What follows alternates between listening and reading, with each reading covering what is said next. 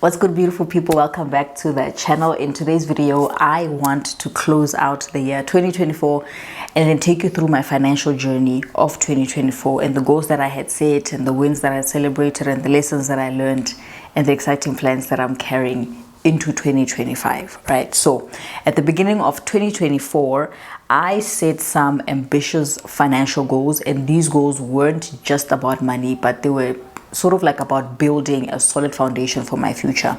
And just to recap, these are the things that I aimed to achieve in the year 2024. So I had planned to save 20,000 rands as a starter emergency fund for unexpected expenses. Number two, my goal was to get out of debt, like literally pay off everything except my home loan. The third goal was to save a 3-month emergency fund that would be enough to cover 3 months of living expenses. And then the final fourth goal was to achieve a net worth of 250,000 rands. Now, for those of you who do not know, the goals that I have set were inspired by the Dave Ramsey baby steps, and that's the journey that I'm on, that I'm going to continue being on. It works for me. I love it. And I had actually decided to tackle 3 steps in 1 year. I know that was like a very bold move, but I was determined to take financial freedom very seriously and take control of my finances. And it really has been a journey. So just to talk about my wins for the year and the things that I celebrated, first of all, I am thrilled to share that I did achieve my 250,000 net worth goal and then some, right? Because by the end of the year, my net worth reached 293,000, right?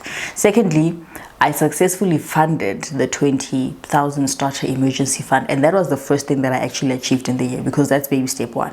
And this gave me peace of mind and a financial buffer, or like a cushion for unexpected surprises that would come up in the year, and some did. And thirdly, I am officially debt free. I paid off all of my store accounts. I had a Mr. Price account, I had a Truworths account, I had a macro account, I had a Foschini account. It wasn't Foschini though, it was the Fix, right? Paid all of those off. I paid off my iMac, right? I paid off 2 Capfin loans, and I paid off my MobiCredit account, not once but twice.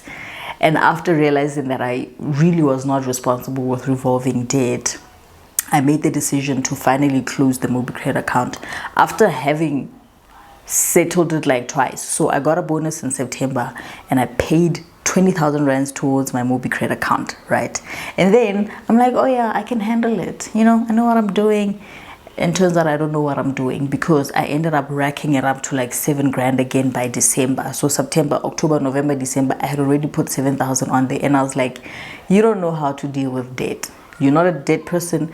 You're not a revolving debt person. So I took from my emergency fund and paid off MobiCredit again, and then made the decision to email them and tell them, close it off, I don't want it anymore. And yeah, so I'm starting 2025 with literally 0 debt, and that for me was very huge. Now, where I fell short was with funding my 3 months emergency fund. One of the reasons is because I also had to tap into it for the MobiCredit account. Now, my goal was 65,700 rands, but I ended up the year with 27,224 rands in my emergency fund. And that again was partly because I had to use some of my emergency fund to pay off the MobiCredit account, and it was really like a tough decision. But then at the same time, it wasn't tough, because I was just like, look, the journey to financial freedom, it's not always smooth, but I am proud of the progress that I made, and I am ready to keep building on it. And it's one of the things that I'm taking into 2025. Now, the lessons that I learned from 2024 that discipline is important, self-awareness is important, resilience is important. One big lesson is that financial goals, they're not really just about numbers. They are about habits and values and priorities, like literally waking up every single day and making conscious decisions that align with your goals. And I also learned that it's okay to adjust your goals when life happens, right? Like that's the whole point of an emergency fund. I tapped into it. I didn't like it, but that is the point of it being there. And what matters most is staying on track and continuing to move forward. One final lesson: debt is a slippery slope. For me, avoiding debt altogether is the best strategy. Don't get into debt. If you have debt, make it a mission of yours to get out of debt completely as quick as possible. And as we step into 2025, I am filled with hope. I'm filled with determination. I'm so excited about the year, not only about my financial goals and all of that, but spiritually as well. Like I really feel like I'm in a good place, and there's a lot that's coming for believers and the world, right? So much excitement, so much determination. I know I'm gonna make it happen, right? And again, I'm gonna share with you guys the 4 financial goals that I have set for the year 2025. Very short. I'll probably make another video to unpack, but I don't think I'll need to. But just for now, number 1, goal that I could not reach of the 3-month emergency fund of 65,700 rands. That is my first goal, right?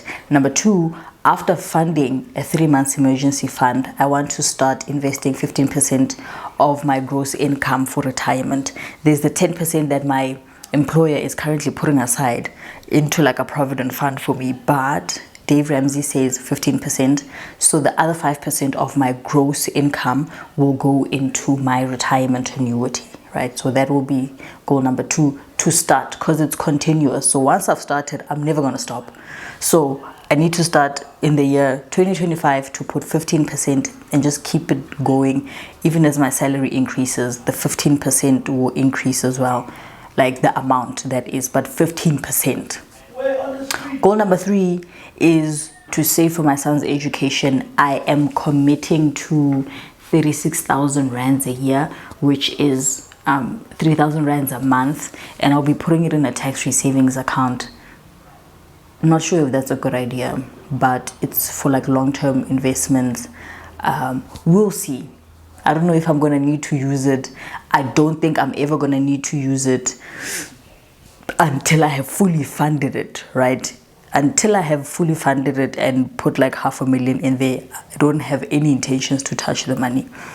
And then the last goal is a net worth goal of 500,000. I don't think these are a lot. I think they are doable.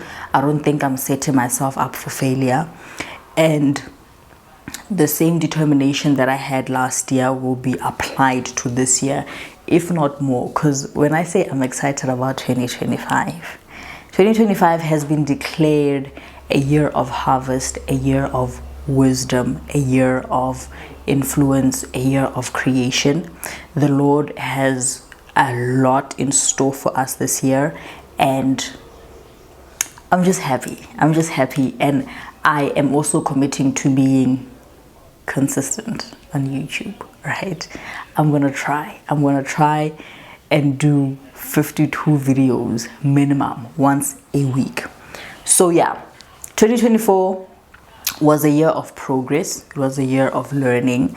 And to anyone who is on the same journey, a financial journey, you have financial goals, keep going. Any other goal, keep going. Celebrate your wins, learn from your setbacks, trust the process, and remember, Jesus is still Lord. When we put him at the forefront of our plans, we succeed, we prosper. And yeah, here's to an incredible 2025. Very excited for what the Lord has in store for us. Please make sure that you subscribe to my channel, and let's continue this journey together. And also sign up for my newsletter on my website at christinajuly.com. And yeah, thank you so much for watching, and I'll see you guys in the next one. Bye.